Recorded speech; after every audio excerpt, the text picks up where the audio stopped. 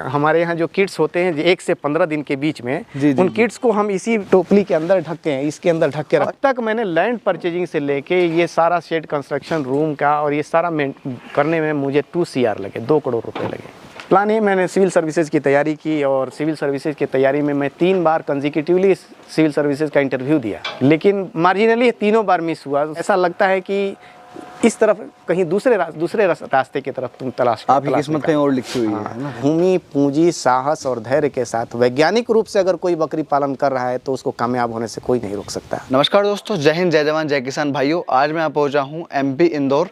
यहाँ पे Malwa goat farm है दोस्तों। काफ़ी एक इंस्पायरिंग स्टोरी है इस फार्म के ओनर की। कैसे ये बकरी पालन में आए, कैसे ये गोट फार्मिंग में आए, इनसे जानेंगे और कैसे कैसे इन चीज़ों की शुरुआत हुई, क्योंकि इन्हें 5 साल हो गए हैं करते हुए इस व्यवसाय को। बहुत शानदार इन्होंने साइंटिफिक तरीके से फार्म बनाया हुआ है अपना। 2 एकड़ में इनका फार्म है। तो मैं चलता हूँ कैमरे के पीछे, करवाते हैं इस फार्म का टूर और जानेंगे क्या क्या हो रहा है यहाँ पे। नमस्कार सर।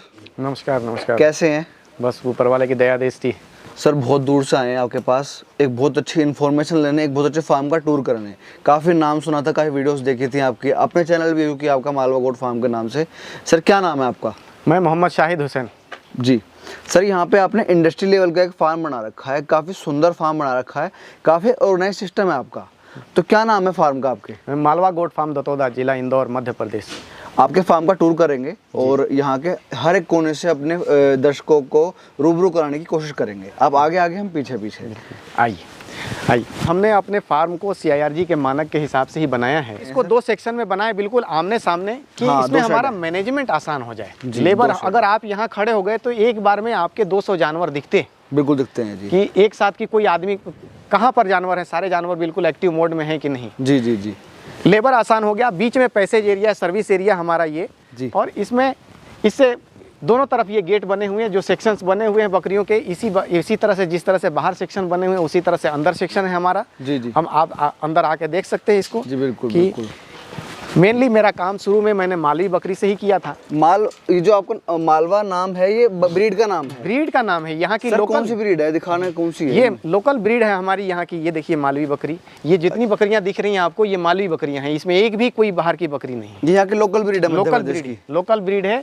ये मध्यम आकार की बकरी होती है, लेकिन दूध में और मांस दोनों के एतबार से ये सही है। इसका दूध भी ठीक आता है और मांस के हिसाब से भी ठीक है। दोस्तों रीजनल बकरी पे काम करने का फायदा ये है कि बिल्कुल मोर्टेलिटी आपकी 0% ही मान के चलो। नहीं है मोर्टेलिटी मेरे बिल्कुल पास। अगर आप वैज्ञानिक रूप से कर रहे हैं और थोड़ा बहुत मेडिसिन की दवाई और इनके बिहेवियर और नेचर को आप समझ रहे हैं तो मोर्टेलिटी आप 0 पे ला सकते हैं। आप एक चीज़ कह रहे थे कि मैंने बरसात में दिक्कत आई थी, वो क्या चीज़ बनाई है आपने? हमने CIRG के मानक के हिसाब से बनाया था कि ये 20 फीट बाई 60 फीट ऐसे हमने कंस्ट्रक्शन किया। ओके।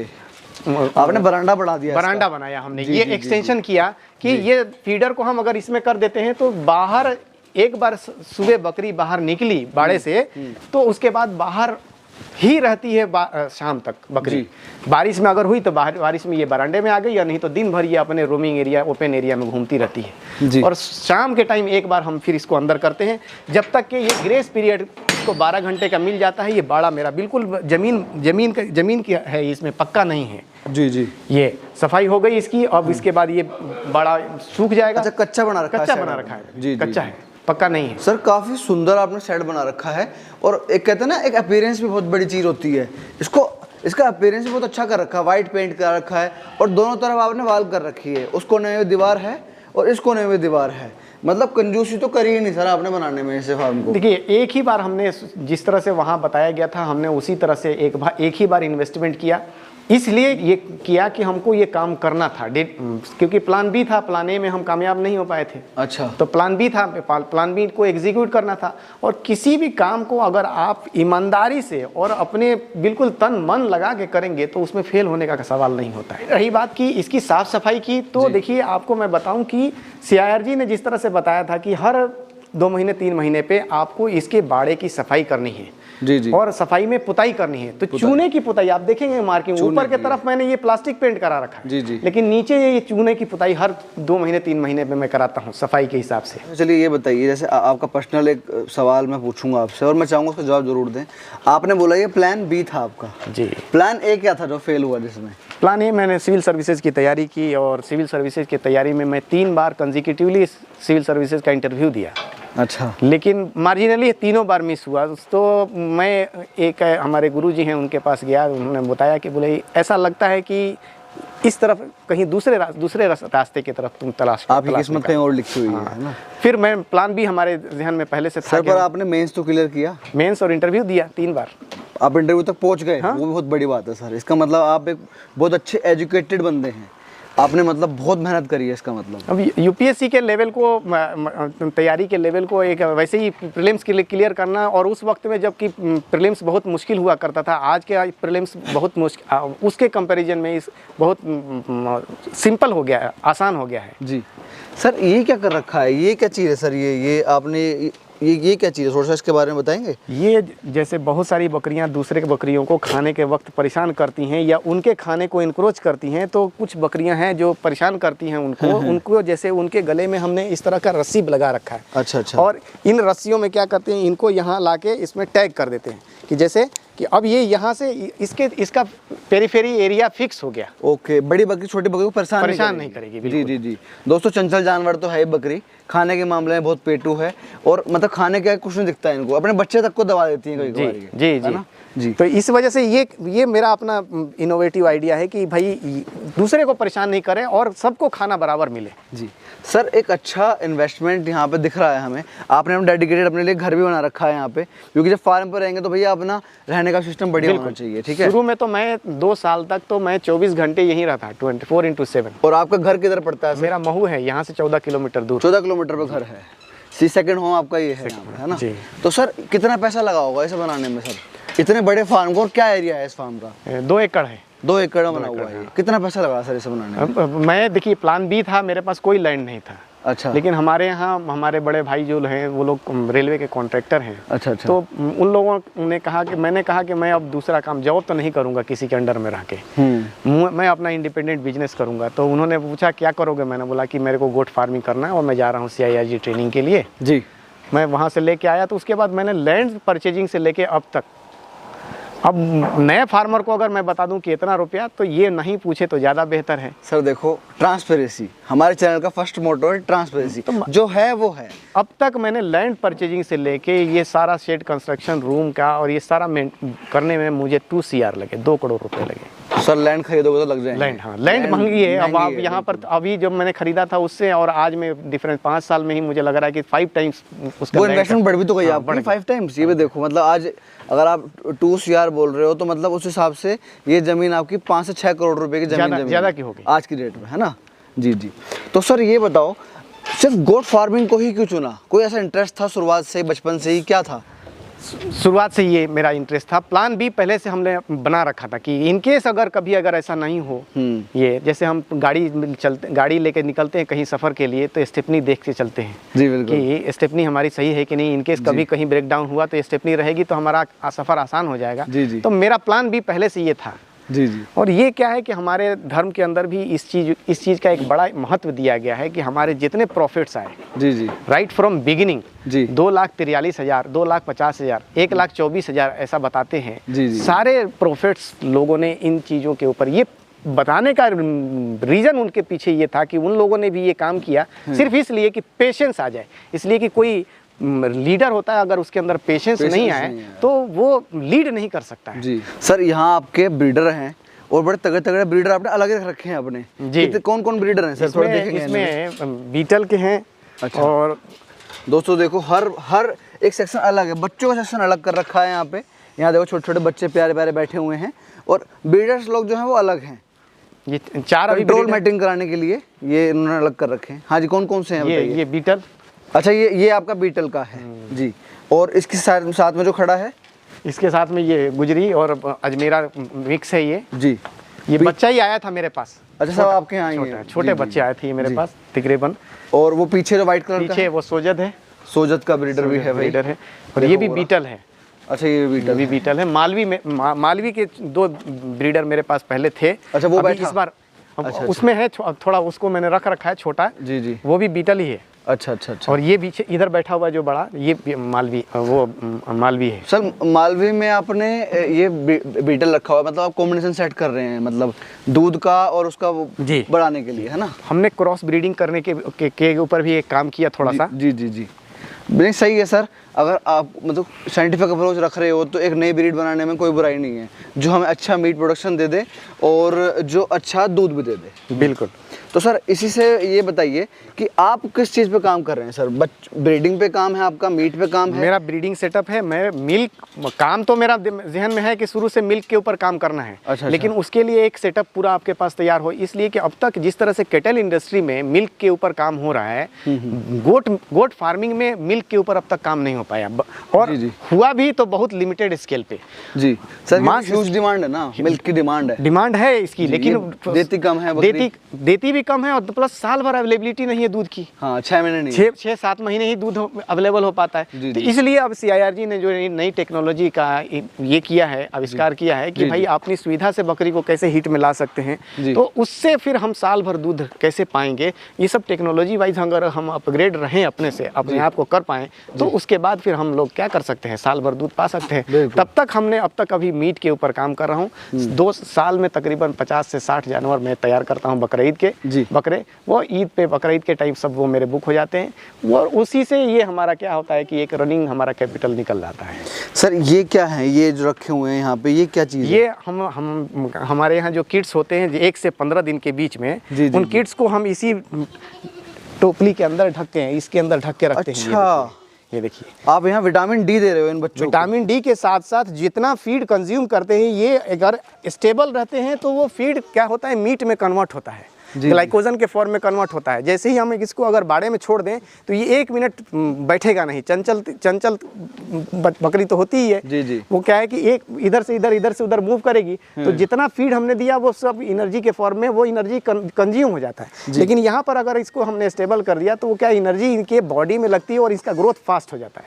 तो सर टोटल ये 1 2 3 4 इसमें 5 6 16 7 8 है, मतलब 16 बच्चे अभी हैं 16 बच्चे कल के बच्चे हैं ये देखो, ये कल के बच्चे मालवा के, ये देखो दोस्तों, वाह कितने प्यारे बच्चे हैं, और एक्टिव भी हैं और खुश भी लग रहे हैं यहाँ पे, क्योंकि धूप भी सेकने को मिल रही है, एक अच्छा वो मिल रहा है। और दूध किस टाइम पियेंगे सर? ये पियेंगे अभी थोड़ी देर में, थोड़ी देर में दूध थोड़ी पिला देर में अभी दोगे? पियेंगे। जी दूध जी जी। पिलाएंगे। सब में 2-2 बच्चे हैं इसमें। मतलब मोर्टेलिटी बिल्कुल जीरो हो जाएगी आपकी इससे, है ना? ये देखिए, देखो यहाँ बच्चे भी हुए हैं, क्योंकि बच्चे वहाँ अलग जानवरों में रखोगे तो दिक्कत आएगी, यहाँ पे ये बच्चे हुए हैं और धूप भी मिल रही है इनको, देखो सब में बच्चे हैं ये। तो सर कहते हैं ना, धंधे में अगर आपने इन धंधों में अगर आपने बच्चे बचा लिए तो आप प्रॉफिटेबल हो, यही आपका प्रॉफिट है। सर प्रॉफिट की बात कर लेते हैं।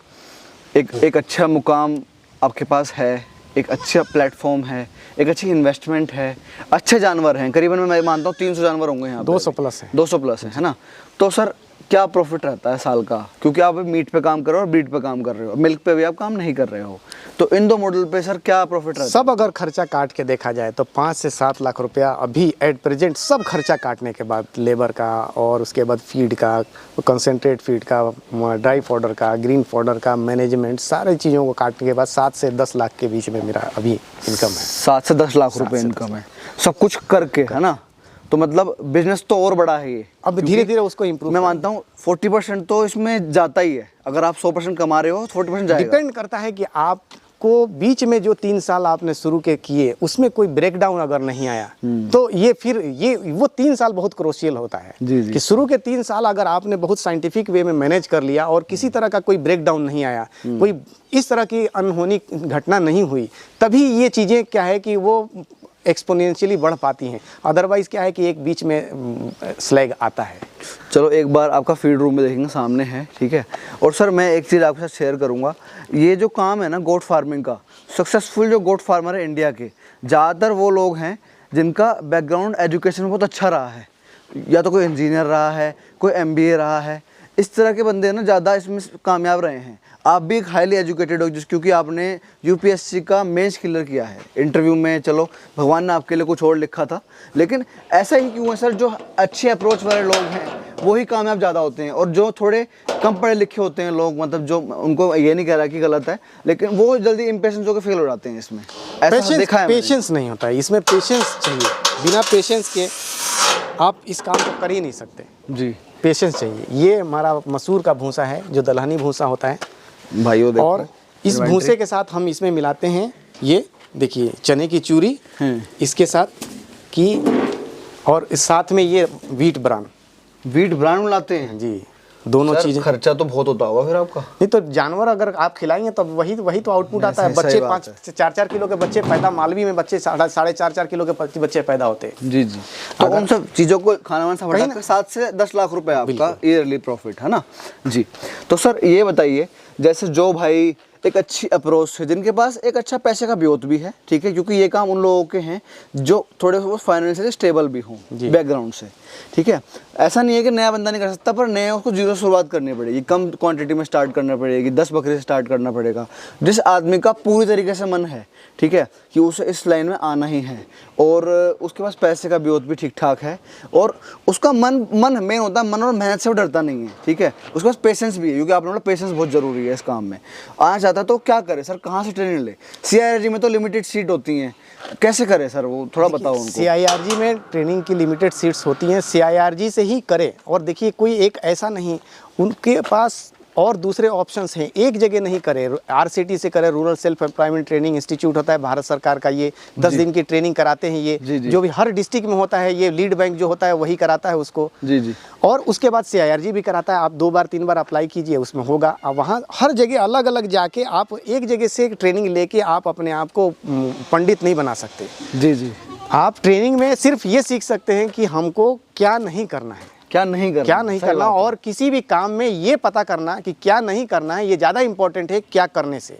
अगर आपको ये पता चल गया कि इस किताब में ये कुछ इम्पोर्टेंट टॉपिक्स हैं, इन्हीं को पढ़ना है, तो ये आइसोलेशन ज़्यादा मुश्किल है क्या पढ़ने से। जी जी जी। क्या तो नहीं पढ़ना, इसमें ट्रेनिंग से आपको यही बताएगा कि आपको एक बकरी पालन में क्या नहीं करना है। जी जी जी। और बाकी जो बकरी जो है, आप बकरी जब लेके आएंगे तो बकरी आपको बता देगी कि क्या क्या करना है। मतलब आप कहने का मतलब है वो CIRG वाली ट्रेनिंग भी लो, लोकल में जो ट्रेनिंग हो रही है वो भी लो, जितना ज़्यादा ज्ञान लोगे उतना हाँ, मतलब उससे संबंधित आप सारी चीज़ों को आप ले लीजिए। और आमतौर से फेल होने के बड़े कारणों में एक ये होता है कि एक तो पेशेंस नहीं होता है और दूसरा कि अनुभव नहीं होता है और पैसे का जोम होता है। उनके पास पैसा बहुत है, ठीक है, हम ला दिए लेबर, ये CCTV मैंने भी लगा रखा है। जी जी। सब जगह में सब इसमें लगा हुआ है, लेकिन CCTV के भरोसे नहीं आप कर सकते। मोबाइल से आप फार्म नहीं चला सकते। फुल टाइम जॉब है, पार्ट टाइम आपके पास आपका अटैचमेंट है, आपका जानवर है, आपको आना पड़ेगा, देखना पड़ेगा, ठीक है। वर्कर का काम है, वर्कर करेगा,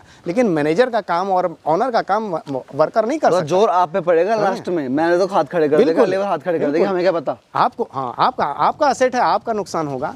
इसलिए आप कभी भी किसी आदमी को अगर काम ये करना है तो पहले एक अच्छे से तजुर्बा करें और शुरू में 10-20 जानवर पे अपने हाथ को साफ करें और उसके बाद ही ये काम करें। पैसे के बल पे कि पैसा मेरे पास बहुत है, हम पंप कर देंगे, कभी कामयाब नहीं हो सकते। मैं एक छोटी सी मिसाल आपको दूं कि मेरे बैच में ही, मैं जब 85th बैच में CIRG गया था, हमारे साथ एक इंदौर के ही बहुत ही सज्जन आदमी थे, थोड़े जानकार भी थे। हम लोग तो बिल्कुल उस टाइम नए थे, लेकिन वो जानकार थे, उनको मालूम था बकरी पालन के बारे में। लेकिन वो वहाँ से इतने एनर्जेटिक और इंथुजियास्टिक होके आए कि वो आते ही उन्होंने यहाँ पर शेड बनाया 200 जानवरों का और 2 ट्रक उन्होंने राजस्थान से जानवर मंगा लिए और 6 महीने के अंदर वो सब जानवर, ऑलमोस्ट 60% जानवर की मोर्टेलिटी हो गई। हाँ, मोर्टेलिटी हो गई और उसके बाद फिर 8 महीने साल भर के बाद वो जानवर फार्म बंद करना पड़ा। मतलब आप वहाँ से एक्साइटेड होके आओगे, मतलब ट्रेनिंग में लगता है कि यार आसान है काम, लेकिन जब आप प्रैक्टिकल अपने पास फार्म पे करते हो ना काम, तब असली सच्चाई का पता लगता है। बिल्कुल। सर नुकसान आपका भी हुआ है वैसे? मेरे पास नहीं हुआ नुकसान। मैं शुरू में ही 20 बकरी से ही शुरू किया, तकरीबन 1.5 साल तक, 1.5 सवा साल तक तो 20 बकरी से ही काम किया और 24 घंटे में उस टाइम दिया, उसी पे टाइम दिया। अच्छा, एक आप बात ही बोलते हो धैर्य और पूंजी, वो वाली बात थोड़ी एक बार और हमारे साथ। मैं अपने, मेरा एक चैनल भी है मालवा गोट फार्म के नाम से, जो YouTube पर, जिसमें बहुत महत्वपूर्ण वीडियोस मैंने डाल रखे हैं। तो मैं उसे, मेरा एक टैग लाइन है, उससे मेरे सारे वीडियोस के पहले मैं इस टैग लाइन को इस्तेमाल करता हूं कि भूमि, पूंजी, साहस और धैर्य के साथ वैज्ञानिक रूप से अगर कोई बकरी पालन कर रहा है तो उसको कामयाब होने से कोई नहीं रोक सकता। जी जी, वाकई में सर। दोस्तों मेरे भाइयों, सर ने इतनी अच्छी जानकारी दी आपको, इतने अच्छी तरीके से हमें अपने फार्म का टूर कराया। भाइयों, अगर आपका इन कामों में रुचि है तो ये वीडियो आपके लिए बहुत इंपॉर्टेंट है। और यही नहीं, अगर आपको पूरी डिटेल जानकारी चाहिए गोट फार्मिंग की, सर का अपना चैनल भी है मालवा गोट फार्म के नाम से, आप जाकर जरूर देखो, सब्सक्राइब कर लेना उस चैनल को भी। और वहाँ नॉलेज का भंडार है, आप सर से आके मिल भी सकते हो। जैसे सर ने बोला कि धैर्य रखो, पूंजी अपनी होनी चाहिए, ज़मीन अपनी होनी चाहिए और साहस बहुत ज़रूरी है। और एक चीज़ मैं बोलूँगा, हार्ड वर्क। अगर आप मेहनत से डरते नहीं हो तो कोई भी काम आपके लिए मुश्किल नहीं है। सर कर रहे हैं यहाँ पे, 5 साल हो गए करते हुए। हम इनके पास दोबारा आएंगे, इनकी प्रोग्रेस देखेंगे, आपको हर साल एक अपडेट देते रहेंगे। अगर आपको इस वीडियो से नॉलेज मिली है तो वीडियो को लाइक करना है, शेयर करना है, चैनल को सब्सक्राइब करना है। जल्दी मिलेंगे नए वीडियो में, तब तक के लिए जय जवान जय किसान।